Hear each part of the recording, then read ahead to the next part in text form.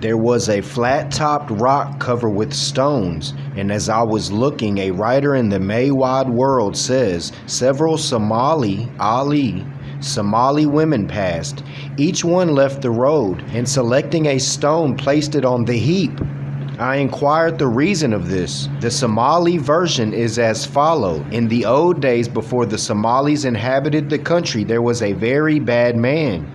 After a career of crime, the Prophet Ali, one of Muhammad's successors, pursued him and caught up with him by the big rock. The bad man dodged Ali around the rock until the Prophet, growing furious, drew his sword and split the rock clean in two, and the miscreant with it. In turning to go, Ali's horse kicked, and marks of his hoofs are shown in two round holes in the otherwise smooth stone.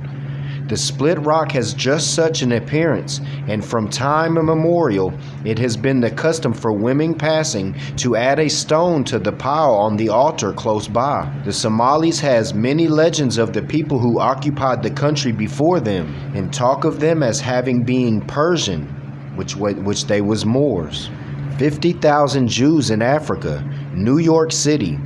There are today 50,000 Jews in Africa, said Ben Abraham Aiken, secretary of the Moorish temple, here last week. Mr. Aiken addressed a mass meeting of the Moorish Palestine Talmud Torah at the synagogue Anshe Zedek at Park Place and Ralph Avenue.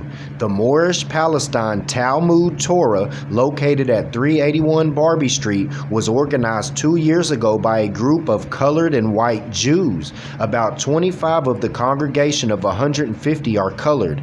Again, the Moorish Palestine Talmud Torah Temple. Convicted Britisher found Moorish Sheikh. London. At the Bow Street Court, an Englishman convicted for disobeying a military order was found to be a Moorish chief. He had joined a Moorish tribe in Morocco and married the sheikh's daughter.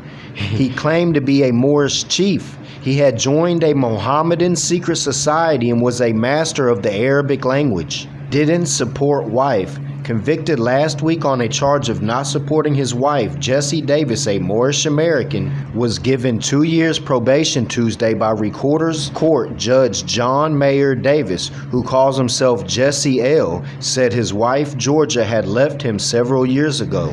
Muslims modernized their religion, put veils into discard. Priest in Cairo explained that restriction imposed upon women unnecessary.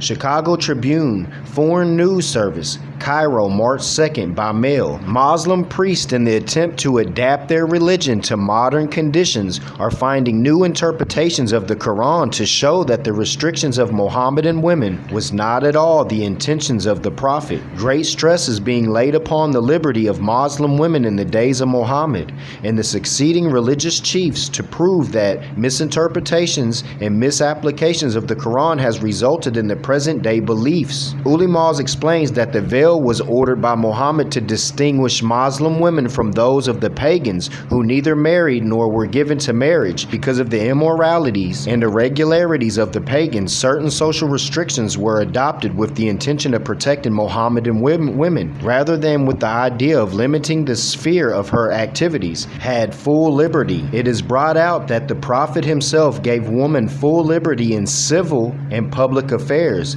permitted them to give counsel in political bodies, and emphasized certain fixed rules to prevent as much as possible polygamy among the men.